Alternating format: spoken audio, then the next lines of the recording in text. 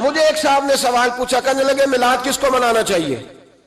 میں نے کہا اس بیٹی کو منانا چاہیے میلاد جو زندہ ہوتی تھی تو دفن کر دیا جاتا تھا، پر میرے رسول نے فرمایا اب جو بیٹی پالے گا نا میں اس کا بازو پکڑ کے جنت میں ساتھ لے کے جاؤں گا۔ میں نے کہا میلاد اس ماں کو منانا چاہیے جس کا بیٹا گلے میں رسی ڈال کے ماں کو منڈی میں بیچ آتا تھا۔ میرے مصطفیٰ کریم نے فرمایا جنت 7 آسمانوں کے اوپر سدرۃ المنتہا کے پاس تھی، پر میں نے وہاں سے کھینچ کے لا کے ماں کے قدموں کے نیچے رکھ دی ہے۔ میلاد اس باپ کو منانا چاہیے جس کی اولاد ڈنڈوں سے مارتی تھی، پر رسول کریم علیہ السلام نے فرمایا سن لو سن لو سن لو، اب جس کا ابا راضی ہوگا اسی کا اللہ راضی ہوگا۔ میں نے کہا میلاد اس غریب کو منانا چاہیے جو بھینس کی طرح بکری کی طرح منڈی میں بکتا تھا، پر مصطفیٰ نے کالے رنگ والے حبشی غلام کو سینے سے لگا کے کہا غریبوں کو چھوٹا نہ سمجھنا، میں اللہ کا رسول جب جنت میں جاؤں گا تو آگے بھی غریب ہوں گے، پیچھے بھی غریب ہوں گے، دائیں بھی غریب ہوں گے، بائیں بھی غریب ہوں گے۔ فرمایا امیر ویٹنگ لسٹ میں ہوں گے، 500 سال بعد جنت میں جائیں گے، غریبوں کے لیے جنت کے دروازے 500 سال پہلے ہی کھلوا دوں گا۔ اسے منانا چاہیے، میلاد منانا چاہیے۔ اور میں نے کہا مولوی سن، تجھے پوچھتا کوئی نہ، تیرا ذکر کوئی نہ کرتا، لیکن تو ممبر پہ بیٹھا ہے، تو محمد عربی کے نام کا کھا رہا ہے، تو علی کے نام کا کھا رہا ہے، تو عمر عثمان اور ابو بکر کے نام کا کھا رہا ہے، تو حسنین کا صدقہ کھا رہا ہے۔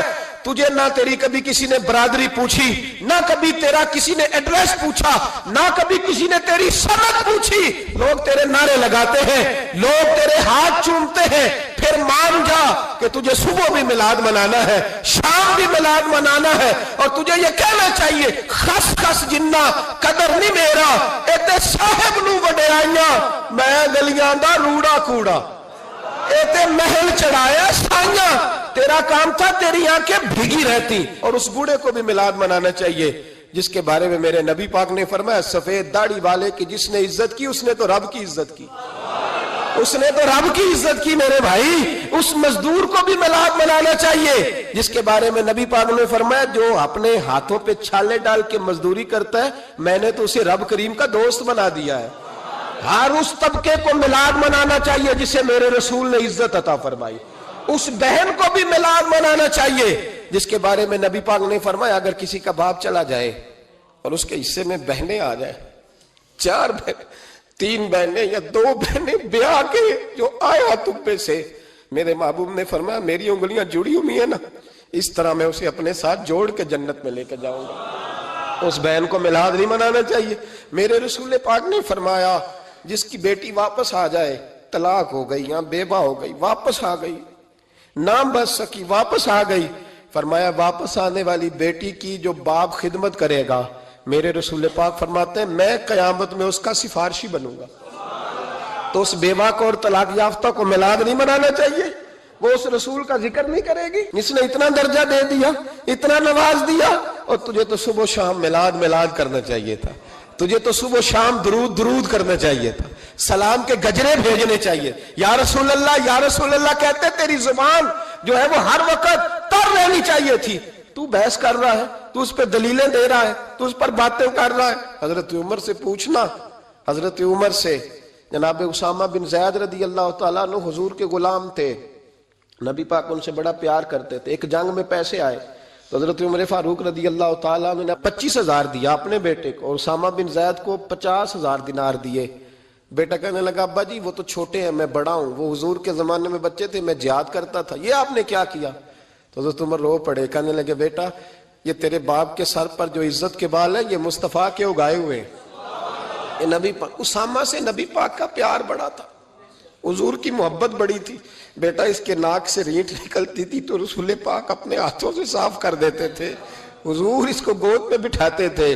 میں کیسے بھول جاؤں رسول پاک کے احسانات کیسے۔ حضرت عمر جا رہے تھے تو مکے کے رستے میں ایک تنا آیا، کھجور کا خشک تنا، حضرت عمر نے اس کو بازوؤں میں لے کے رونا شروع کر دیا۔ عمر کیا ہوا؟ کہنے لگے یہاں تو میں اونٹ چرایا کرتا تھا، یہاں، اور میرا باپ مجھے مارا کرتا تھا، دیکھو آج عمر نعرہ لگاتا ہے تو کیسر و کسرا کہاں، او بھائی اصلہ نال جے نیکی کریے، ہاں اصلہ نال جے نیکی کریے تے وہ نسلاں تاک نہیں بھول دے ہاں بے اصلاں نال نیکی کریے تے پھول کنڈیاں نال تول دے. اور سن تیری دنیا بھی حضور کے صدقے بنی اور تیری قبر میں بھی کوئی ساتھ نہیں جائے گا, کوئی ساتھ نہیں جائے گا. قبر میں بھی مصطفیٰ کریم صلی اللہ ہو. اور دیکھنا قبر کے اندر بھی کبھی کوئی گیا ہے؟ قبر میں بھی رسول پاک, قبر میں بھی رسول پاک, قبر میں بھی رسول پاک. میرے استاد فرمایا کرتے تھے بتاؤ جس قبر میں نبی پاک آئیں گے وہاں عذاب کیا ہونا ہے؟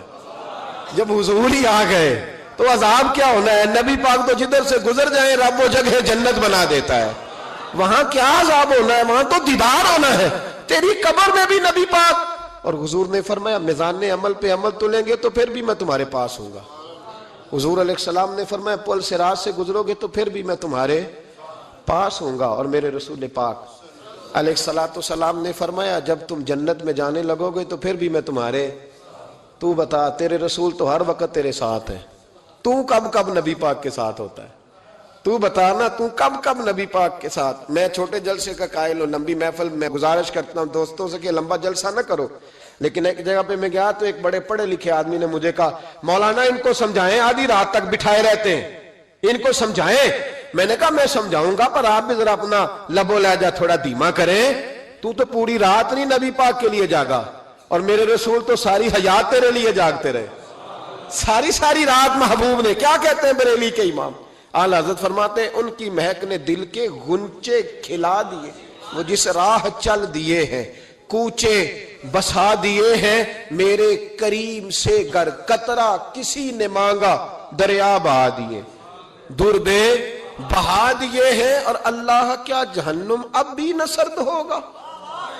اللہ کیا جہنم اب بھی نہ سرد ہوگا؟ رو رو کے مصطفیٰ نے دریا بہا دیے, رو رو کے مصطفیٰ نے. اور پھر کہنے لگے رو رو کے مصطفیٰ نے ان کے نثار کوئی کیسے ہی رنج میں ہو جب یاد آ گئے ہیں سب غم بھلا دیے. جب یاد آ گئے ہیں سب غم. اسی لیے تو ہم کہتے ہیں میلاد کھل کے مناؤ. رسول پاک کا میلاد بہانے کرتے ہیں, بہانے وہ کرتا ہے جس نے کام نہیں کرنا ہوتا, جس نے کرنا ہوتا ہے وہ بہانے. اعلیٰ حضرت نے جو پروگرام دیا وہ بڑا لمبا چوڑا ہے, کب تک کا تجھے کیا بتائے. اعلیٰ حضرت فرما گئے حشر تک ڈالیں گے ہم, حشر تک ڈالیں گے ہم پیدائش مولا کی دھوم, اور مثل فارس نجد کے قلعے گراتے جائیں گے اور خاک ہو جائیں عدو جل کر, مگر ہم تو رضا دم میں جب تک دم ہے